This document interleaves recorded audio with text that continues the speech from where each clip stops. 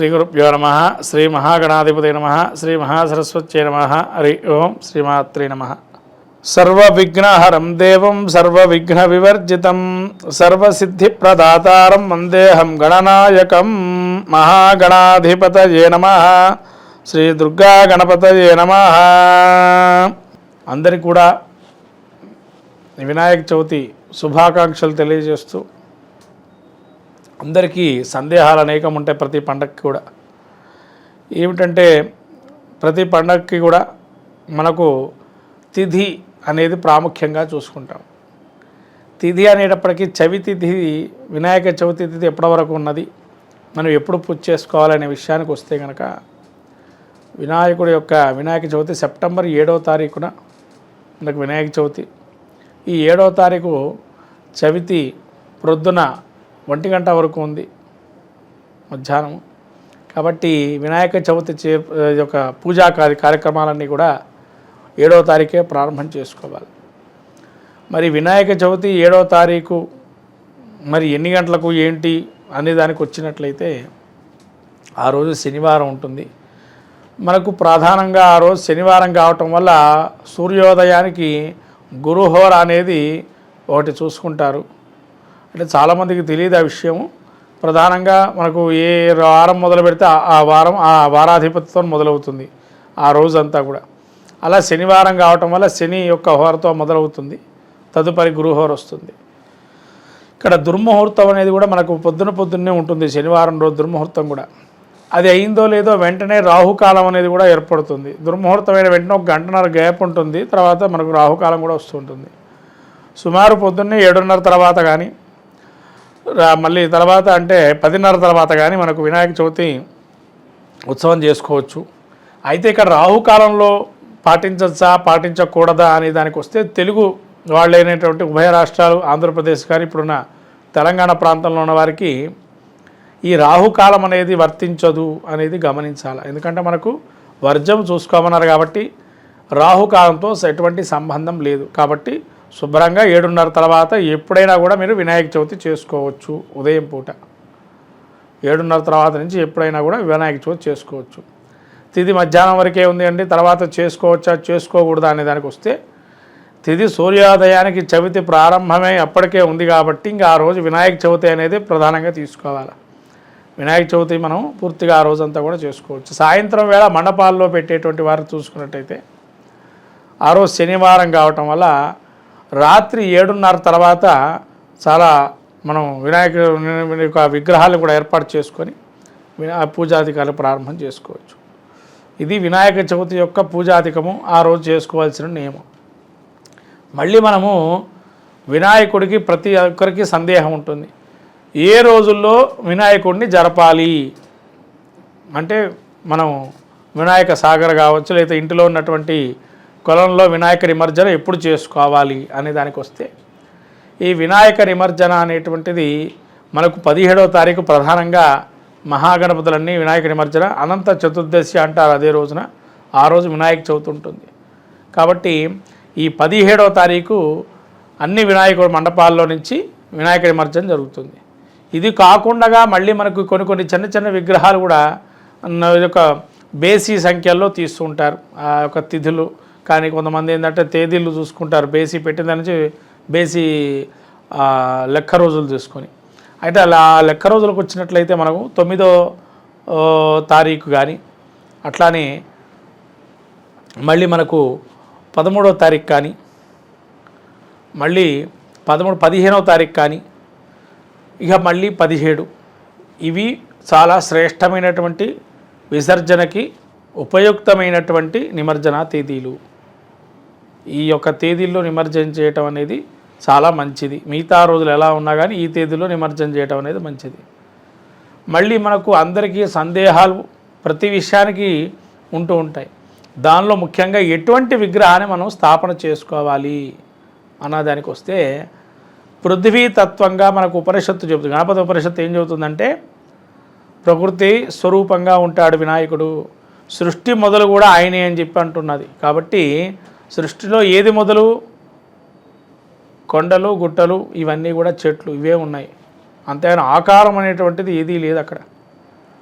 ఆకారం లేదు కాబట్టి ఆ ఆకార స్వరూపమే. అందుకని ఏనుగు గజరాజు అంటే వరాన్ని ఎవరైతే మన పురాణ గ్రంథాలు తీసుకున్నట్టయితే గజరాజు యొక్క ముఖాన్ని ఎప్పుడైతే మనం మళ్ళీ పునః శివుడు ప్రతిష్ఠ చేస్తాడో ఆ బాలుడి రూపంలో ఉన్నటువంటి ఖండించిన శిరానికి, అలా వినాయకుడు యొక్క ముఖాన్ని పెట్టి అక్కడి నుంచి కూడా మనం గజానుడు అనే పేరు పెట్టుకొని పిలుస్తున్నారు శివుడు కూడా.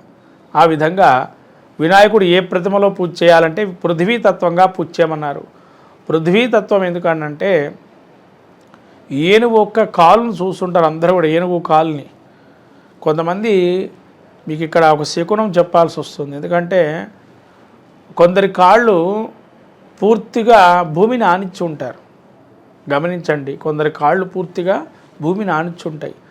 అటువంటి కాళ్ళు చాలా ఉత్తమమైనటువంటి కాళ్ళు అంటారు. ఎందుకంటే ఆ పాదాలు, అడుగున పాదాలు ఏవైతే ఉంటాయో, అడుగు అరికాలు అంటాము, ఎప్పుడైతే అరికాలు పూర్తిగా పాదాన్ని భూమి మీద ఉన్నట్లయితే మొత్తంగా అది గజము అంటారు. గజం యొక్క పాదం అంటే ఏంటంటే, గజపాదం అంటే లక్ష్మి యొక్క స్వరూపము అని అంటారు.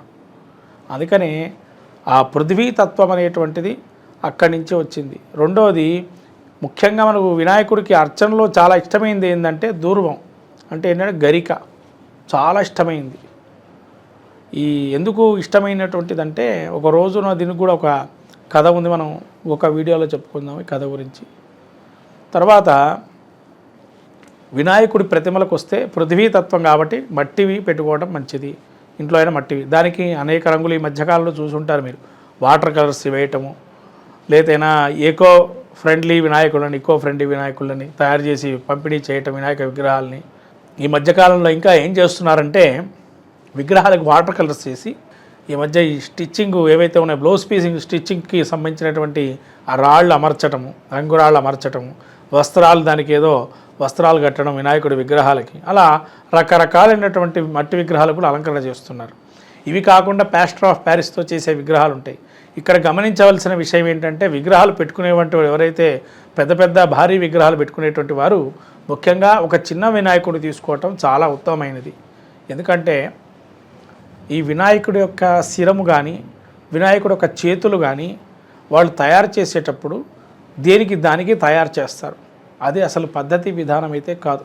శిల్పశాస్త్రంలో ఒక శిల్పాన్ని చెక్కేటప్పుడు దేనికి దానికి తీసుకోకూడదు. ఒక్కసారి ఒక ముద్ద పెట్టారు అని అంటే ఆ ముద్ద ద్వారానే విగ్రహం తయారు చేయాలి. ఏదో కొద్దో గొప్ప యాడ్ చేసుకోవచ్చు కావాలంటే ఇంకొద్దిగా మట్టి దానికి సంబంధించింది, అంతేగాని ఈ ప్లాస్టర్ ఆఫ్ ప్యారిస్ పెట్టిన తర్వాత హస్తాలకి ఐరన్లు పెట్టడము. ఎందుకంటే భారీ విగ్రహాలు తయారు చేసే వాళ్ళు ఏం చేస్తారంటే ముఖ్యంగా అంత బంకమట్టి దొరకదు. ఈ ప్లాస్టర్ ఆఫ్ ప్యారిస్ వాడేవాళ్ళు దానికి సంచులు పెట్టి దానిలో సిమెంట్ వేసి రకరకాల భారీ విగ్రహాలు జరుగుతుంటాయి. మరి అవి ప్రతిమా రూపాల్లో ప్రతిష్ఠ చేసుకోవడానికి అర్హత ఉంటుంది, అర్హత ఉండదు. ఎందుకంటే కొంతమంది ఎలా పనిచేస్తారో తెలియదు ఆ విగ్రహాల మీద.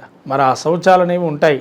అందుకని ప్రతిమా విగ్రహాలు పెట్టుకునేటప్పుడు చిన్నటి విగ్రహాలు ఏవైతే ఉంటాయో వాటిని ప్రాధాన్యంగా, చిన్న విగ్రహాలు మనకు ఏదో శక్తి కొలది భూతత్వం ఉన్నటువంటి విగ్రహాలు అంటే ఇప్పుడు అందరికీ కూడా దొరుకుతున్నాయి కాబట్టి మట్టి విగ్రహాలు. ఎంత భారీ విగ్రహం పెట్టినా ఒక మట్టి విగ్రహం చిన్నది ఆ వినాయకుడు ముందర పెట్టి కలశం దాని ముందర పెట్టి పూజ చేయటం వల్ల వినాయక మండపాలకు కూడా సిద్ధి అనేది కలుగుతుంది.